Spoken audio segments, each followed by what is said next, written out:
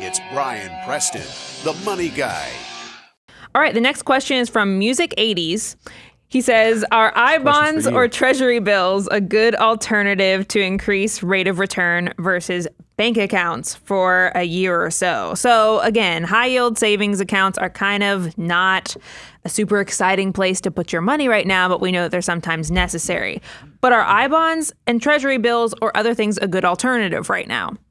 Yeah, I mean, and look, we've covered this because I feel like there's this sexiness with I-bonds because they're paying 9.3% right now. And when you see 9.3%, you're like, woo, that's pretty cool. Guaranteed. Sounds nice. The one thing, though, that I put this in the category of teaser rate, though, and the fact that the government restricts how much you can put in these I-bonds.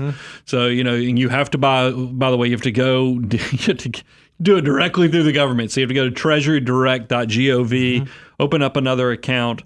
And I think, if you're foundational and you're trying to, your cash reserves is like $10,000, yes, except for understanding if you do an I-bond, you have to keep it there for 12 months.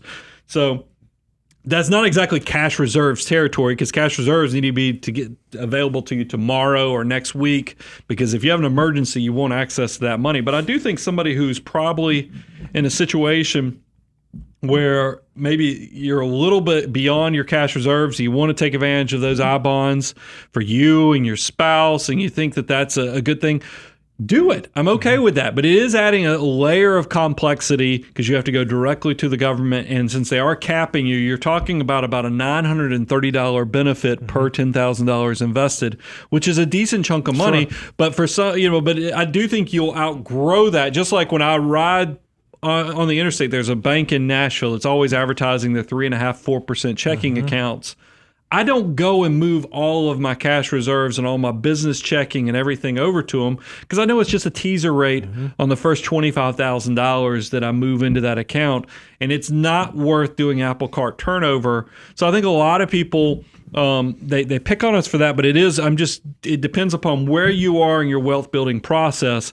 I will tell you, I think I see some benefits building in the horizon though, in the fact that Treasury bills are much higher than they were. We've got some clients that have parked there. And then even my Ally money market account just boosted up to 0.75%. Still not setting any land speed records, with that, right. But it's definitely on the rise. And I think any future interest rate increases we receive, we will be the direct beneficiary of it. Yeah, I feel like we get some hate on this because of the way we've answered this in the past. But I don't think what we say is bad. If you're going to put your money in an illiquid investment, right? And I would say, liquidity is defined as the ability to get to your dollars without any loss in principal value. That's how you define liquidity.